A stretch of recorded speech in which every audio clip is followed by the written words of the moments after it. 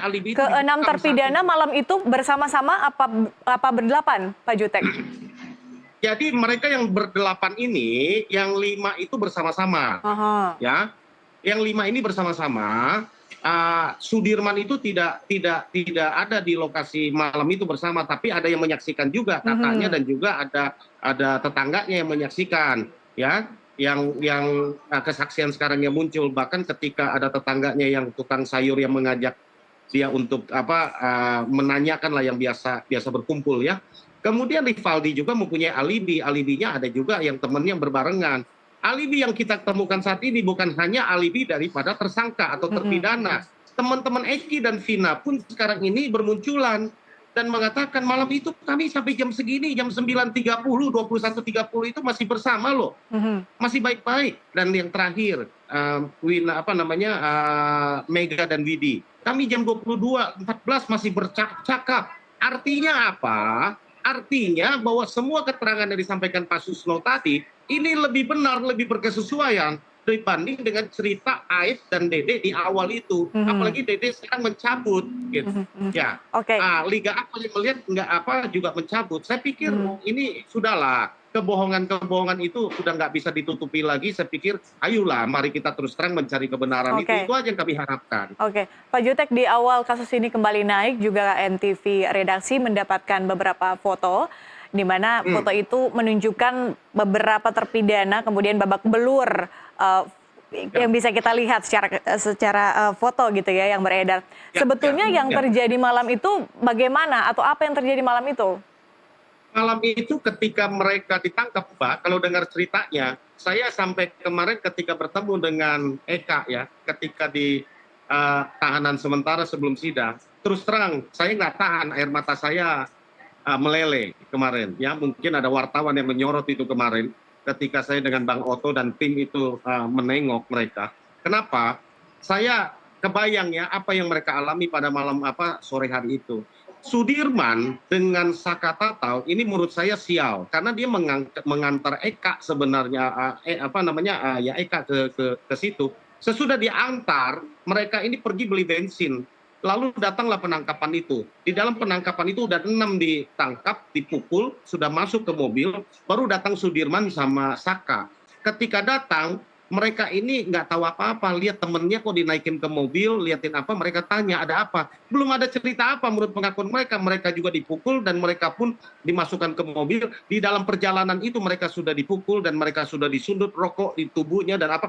Terus penyiksaan itu berjalan terus sampai di Polres dan sampai malam harinya, dan jam 2 dini hari diperiksa, jam 3 hari diperiksa. Ya, menurut pengakuannya Eka ini akhirnya dia tidak tahan ya, dia lihat adiknya yang Aldi itu ya, yang disiksa, dia nggak tahan, akhirnya dia mengaku, dia bilang daripada adiknya terus dia akhirnya mengaku, udah itu saya, itu yang istilah kami tukar kepala. Adiknya itu yang besok harinya dibebaskan oleh karena pengakuan bahwa si Eka bilang adik saya nggak terlibat, saya yang terlibat. Coba bayangkan ya, coba kita bayangkan kalau itu menimpa saudara kita, menimpa anak kita, menimpa famili kita, dan ketika tidak berdaya lakukan. Saya dapat bayangkan. Itu sebabnya saya katakan kalau ditanya apakah penyiksaan itu ada, dan kami sudah pastikan karena yang melihat itu ada penasihat hukumnya saat itu sesudah waktu mau sidang ya, bukan waktu pemeriksaan ya. Kemudian ada foto-foto yang beredar, ada orang yang melihat, di antar mereka juga saling melihat, dan kebetulan Aldi yang besoknya dibebaskan ya, juga orang tuanya melihat kondisinya, saudaranya melihat kondisinya babak belur, dan itu bukan fitnah, itu kejadian, dan itu kami bisa buktikan. Dan nggak bisa dibantah lagi itu menurut saya. Itu akan dibuktikan pada saat sidang nanti ya. Oh iya, kami akan buktikan. Jadi itu udah nggak usah, apalagi kami sudah laporkan Rudiana, ya kan, yang melakukan penyiksaan dan memberikan keterangan palsu.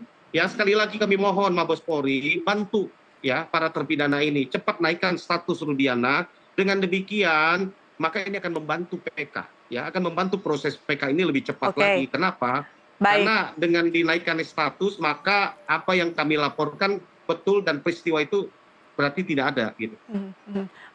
Pak Jutek, sebelum kita break atau jeda, para terpidana ingat tidak sih sebetulnya siapa yang menyiksa mereka berdasarkan pengakuan mereka, atau paling tidak melihat para penyidik yang dikatakan atau disebut menyiksa mereka ini menggunakan seragam tidak pada malam hari itu? Jadi menurut pengakuan mereka di PK kemarin kami sebut ada 3 nama ya. 3 nama itu salah satunya Rudiana. Jelas itu di dalam memori PK kami sebutkan kemarin. Ya, nah, itu ada nama Rudiana berdasarkan pengakuan yang ikut menyiksa. Ikut menyiksa itu dari mobil ya, dari mobil itu dari depan SMP 11 sampai di Polres apa yang dilakukan berikut dengan 2 anak buah Rudiana. Disebutkan namanya saya lupa ya. Itu ada di memori PK kami ya. Itu kami sudah sebutkan berdasarkan pengakuan. Dan juga mereka kami sudah cross check dan makanya kami masukkan dalam memori PK kami.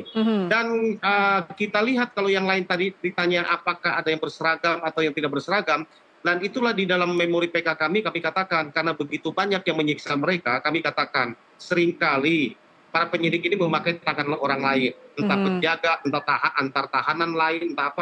Tapi kami sudah cek antar tahanan tidak ada yang menyiksa mereka. Ini murni para penyidik saat itu. Oke. Tidak ada tahanan tapi berdasarkan keterangan dari terpidana hanyalah penyidik kemudian yang melakukan penyiksaan pada malam itu.